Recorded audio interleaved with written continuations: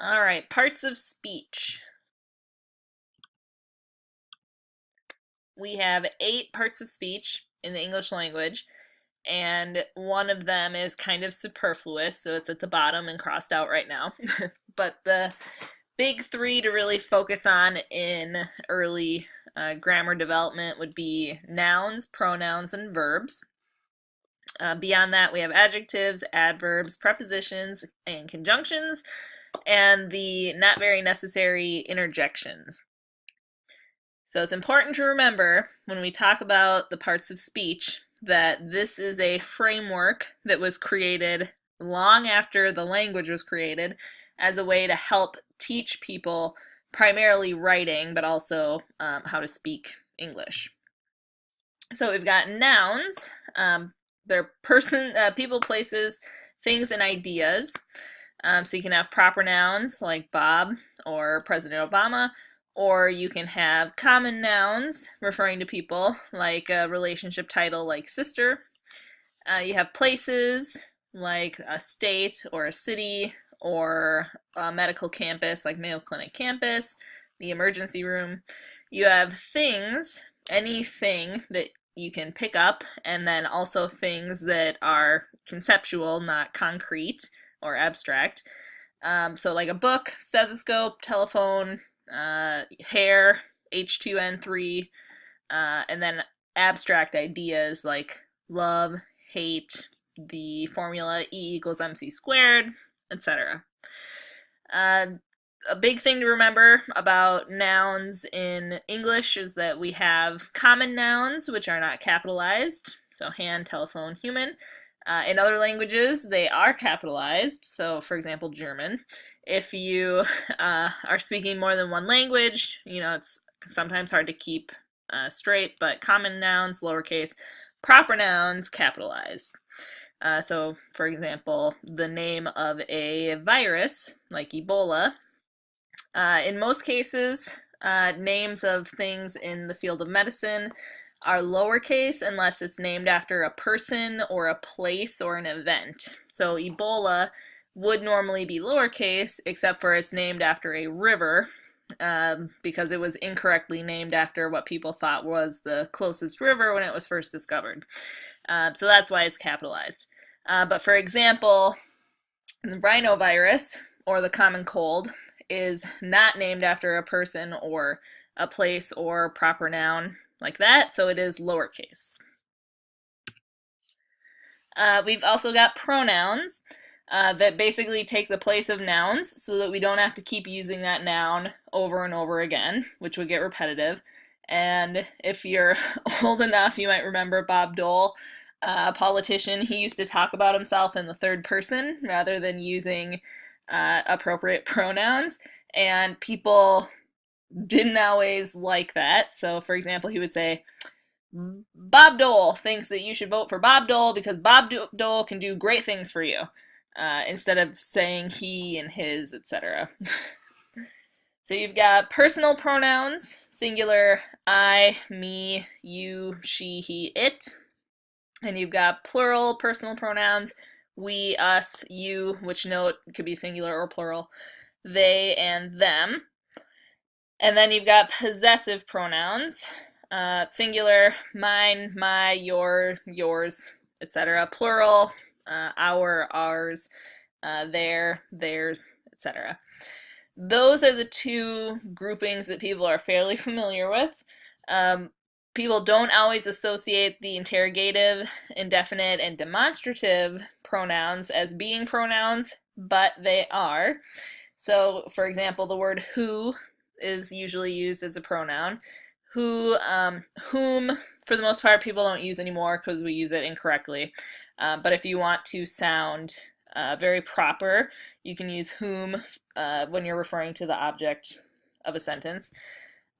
Which, what, another, everybody, everyone, this, that, those, etc. are pronouns taking the place of a proper or common noun that you don't want to refer to again.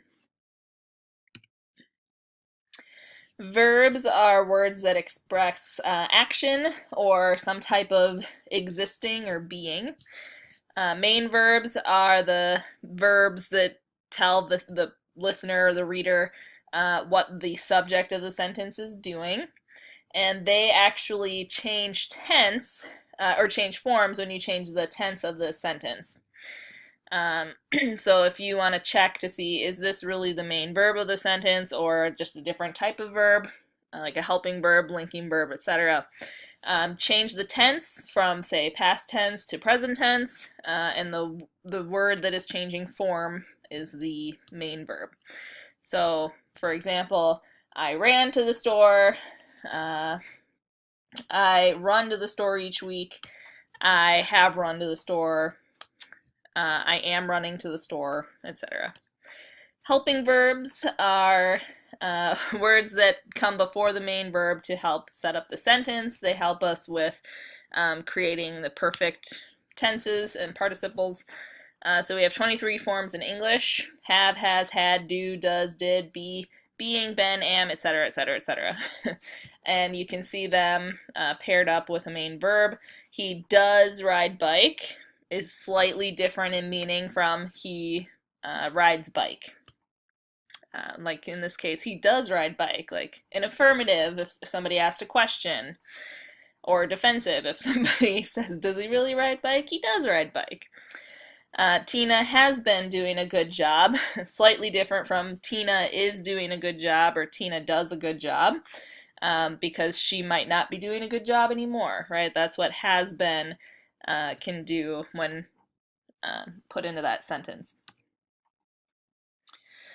We have adjectives, which are words that describe or modify a noun or pronoun. So, for example, if someone is popular or unpopular, if the flower is beautiful, ugly, or pretty, if the shirt is red, blue, green, purple, if the person is short or tall, if the car is old or new, if the cat is frisky or calm. And these are words that help us describe what we're trying to say, gives the listener or the reader more information so that we're more clearly communicating the information that we're trying to get across. Also, articles are lumped in with adjectives. So the articles in English are the, a, and an. So we got 3 articles. They are not gender specific. So in some languages, we have gender specific articles. So if it were a female object or male object, then you would use a different article. English does not have that, which is great, but you do need to worry about a versus an. And if you're an English as a second language learner, that can be a tricky one. So a is when you are using a consonant sound, so a cat. And an is used when you have a vowel sound. So even if you're saying an hour, you would use an because hour starts with an H, but it sounds like it starts with an O or a vowel sound, which is really tricky. So again, it's the sound that matters, not the actual letter that's starting the word. So, moving on here. We have adverbs, which give it away with the name. They are adding to a verb, so adverb. And it's a word used to modify or qualify a verb. A lot of them end in ly, not all of them end in ly, and not all words ending in ly are adverbs, but it's a good sign that if a word ends in an ly, it might be an adverb, and it might also be unnecessary. So for example, instead of saying, I'm really tired, instead of using 2 words there, you could just use one stronger word instead by saying, I'm exhausted. So sometimes these words are viewed as a weakness in the writing because you can usually pick one better verb rather than using an adverb and adding it to a verb. However, there are others that don't end in ly. that help us qualify. So, for example, never, more, less, most, least, and sometimes you can't get away from using those. So, just be aware. We have prepositions, and prepositions are tricky because the definition usually makes people say, huh? What? Uh, and it's got a really long word or title for something that for the most part most prepositions are very short, so it's kind of funny that way. But it's defined as a word placed before a noun or pronoun to form a phrase that modifies another word in the sentence. And most people are just like, what? What was that? So sometimes it's easier to remember it as a word that shows relationship or direction. That's sometimes easier for people to remember. So in the next sentence here, the prepositions are listed in red. The winding road to the summit travels past craters from an extinct volcano. So the winding road to, so you're showing direction, to the summit, travels past, again, showing direction, from an extinct volcano, from showing the relationship between the crater and the volcano. So a lot of the prepositions are really short. In, to, out. You have some that are longer though, before, without, between, etc. So you can't always say they're all short, but a lot of them are very short words. But again, it helps most people to think about it as showing relationship or direction within a sentence. And we have conjunctions, and these people don't usually struggle with words that join other words, phrases, or clauses together. So they're basically the big joiners. People sometimes think of them as like plus signs, right? And they are also indicating the relationship between the elements joined. So that's why you need to be careful to pick the most appropriate word for the sentence, not just any of the options. So coordinating conjunctions, there are 7, and there's an acronym that you can use to remember them. It's fanboys. And if you look at the line for, and, nor, but, or, yet, or so, you'll see that each of the first letters of those conjunctions create the acronym fanboys. And again, these are short words, 3 letters or shorter, easy way to remember those. There's also subordinating conjunctions, which are longer words, bigger words, and they do more heavy lifting when they're joining phrases and clauses, which you can cover when you look at creating sentences and subordinating conjunction or subordinate clauses. Sorry, did not want to come out there. And there's a lot of them, so you can go to Chomp Chomp, that website, for example, and look at the huge list of subordinating conjunctions. Some of them, the more popular ones, for example, would be after, because, that, while, when, etc. But there aren't a simple 7 for those, so it's hard to try to memorize all of them. And lastly, the interjections, which aren't very important in writing, and definitely not if you're writing in a healthcare setting. Those would be interjections, words that are used to express extreme surprise or emotion, which obviously you usually do not want to do in writing. And if you are, say, charting on a patient, you do not want to be throwing these in because, again, it isn't professional and it's useless information, etc. So just some of them, for example, oh, or hey, shucks, eureka, and some other not so good words as well. So unfortunately, if the world were simple, one word would only be able to be used one way as one part of speech. But unfortunately, most words have multiple ways that they can be used as different parts of speech. So, for example, you have the word ground or grounded, another form of it, used 3 different ways here. So, for example, she fell to the ground, which is a noun, a thing. The ground is a thing. So there it's being used as a noun. The second one, I ground the pepper, like grinding up pepper, right? That one is a verb because it's showing the action, what I'm doing in that sentence. The next one, the storm grounded the airplane. So it's another form of the word, also being used as a verb.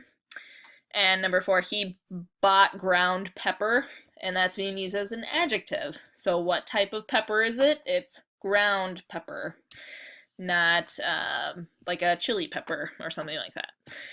So 3 different ways that it's being used as different parts of speech. So no, you cannot Google what part of speech is the word who and get an accurate answer, because usually there will be multiple ways that it's being used, showing up as multiple parts of speech. It all depends on what it's doing in the sentence, what other words it's located by, etc. So I have an example here of just how crazy English can be, and also an example that, yes, it's important to use correct grammar, but ultimately communicating meaning is much more important, right, in the long run. So this sentence, the word buffalo is used 8 times as proper nouns, common nouns, verbs, and adjectives. And it is a grammatically correct sentence. So I would have trouble reading it, but I would read it something like buffalo, buffalo, buffalo, buffalo, buffalo, buffalo, buffalo, buffalo.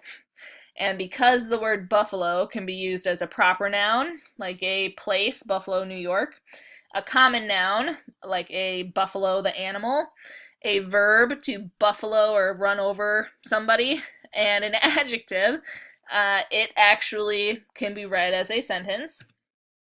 It means that buffalo from Buffalo, New York, bother other buffalo who are buffalo from Buffalo, New York.